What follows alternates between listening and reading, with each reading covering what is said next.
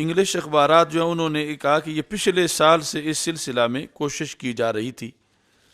اور بالآخر وہ کوشش کامیاب ہوئی، جس کے اندر انہوں نے لکھا ہے Christmas comes to Saudi Arabia for the first time, پہلی بار سعودی عرب میں کرسمس منائی گئی. Muslim country Saudi Arabia celebrated Christmas for the first time. The country no doubt has recently experienced a lot of changes in terms of liberalizing the use of the other religious symbols and celebrating non-Muslim holidays. جو غیر مسلموں کے جو تہوار ہیں ان کو celebrate کرنے کے سے اور دیگر جو مذاہب ہیں ان کو آزادی دینے کے لحاظ سے سعودی عرب کے اندر جو ہے وہ مسلسل تیزی کے ساتھ کام کیا جا رہا ہے اور تبدیلیاں آ رہی ہیں. اب اس طرف غیر مسلموں کو کھلی چھٹی ہے اور مسلمانوں کے لیے پابندیاں ہیں. ہزاروں لوگ اس وقت بھی سعودی جیلوں میں ہیں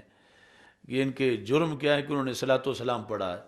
ان کا جرم کیا ہے کہ انہوں نے محفل میلاد منعقد کی ہے، ان کا جرم کیا ہے انہوں نے 11ویں شریف دی ہے. اس طرح جیلیں بھری ہوئی ہیں. اور دوسری طرف جو ہے وہ یہ نان مسلم جو ہیں ان کے لیے صرف اسی پس منظر میں کہ جیسے جو لوگ ان کو لائے تھے بالآخر وہ پرانے معاہدے ان پر عمل درآمد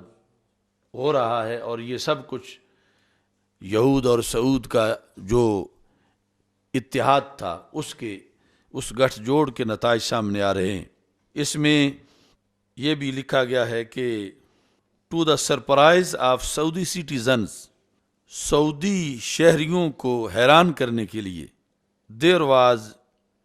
deliberate display of Christmas trees some of which were priced at around $3,000 especially around the kingdom of Riyadh. یعنی سعودی شہریوں کو متاثر کرنے کے لیے عام شہراؤں کے اوپر جان بوجھ کے ڈسپلے کیا گیا، نمائش کی کرسمس ٹریز لگائے گئے اور ان میں سے بعض وہ تھے اس اخبار کی رپورٹ کے مطابق کہ جو کرسمس ٹری ایک کرسمس ٹری $3,000 کا بنایا گیا، ایک کی اتنی قیمت لگائی گئی.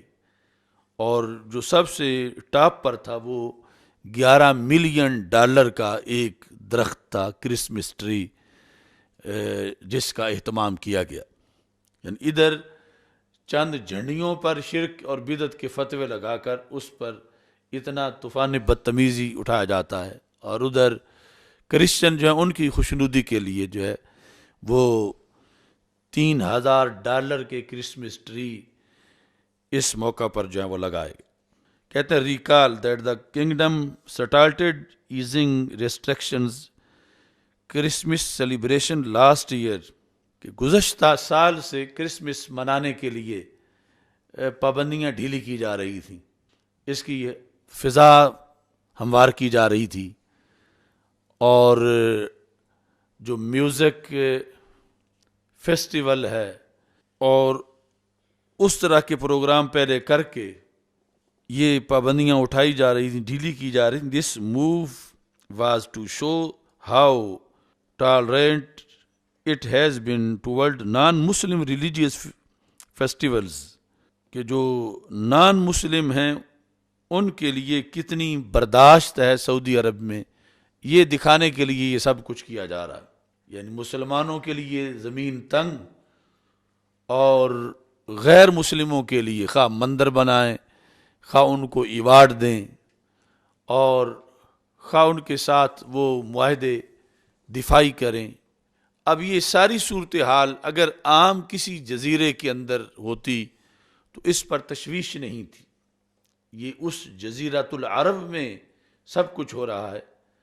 کہ جہاں ہمارے آقا صلی اللہ علیہ وسلم اب بھی رونق افروز ہیں اور جہاں پوری امت مسلمہ کا مرکز ہے اور جہاں کے لیے رسول پاک صلی اللہ علیہ وسلم نے یہ ارشاد فرمایا اخرجوا الیہود والنصارى من جزیرۃ العرب، وہاں آباد کیا جا رہا ہے ان کو، اور پھر اس آبادی کو سپورٹ جو ہے وہ جس شخص کی دعوت نے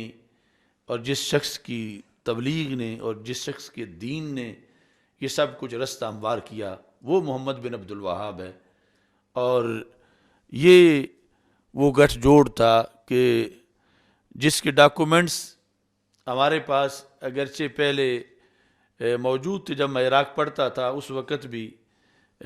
وہاں سے ہم نے وہ اصل وثائق ان کی فوٹو کاپی حاصل کی جو برطانیہ کے ساتھ ان لوگوں کے معاہدے تھے، لیکن اب یہ جو صورتحال اس سے ہٹ کے بھی سامنے آ رہی ہے کہ واقعی یہ خطرناک ترین انقلاب تھا اسلام کے خلاف، جس کو بظاہر توحید کا نام دیا گیا، اور بالآخر یہ فاقہ کش جو موت سے ڈرتا نہیں کبھی، روح محمد اس کے بدن سے نکال دو، فکر عرب کو دے کے فرنگی تخیلات اسلام کو حجاز و یمن سے نکال دو۔ یہ جو ابلیس کی شورا کے اندر ابلیس کا پیغام تھا اپنے شتونگڑوں کو، یہ وہی صورتحال جو ہے وہ اسلام کو حجاز و یمن سے نکال دو، جہاں سے یہ چلا ہے اسلام، وہاں جو ہے وہ ایسے کام کیے جا رہے ہیں کہ اب وہاں اسلام تو غریب الوطن ہے کہ بانی اسلام حضرت محمد مصطفیٰ صلی اللہ علیہ وسلم کی ولادت کا جشن منانا بھی وہاں روا نہیں رہا، قانونی جو ان کا گھڑا ہوا قانون اس کے مطابق، اور دوسری طرف سے جو ہے وہ غیر مسلموں کے لیے اس قدر چھوٹ دی جا رہی ہے۔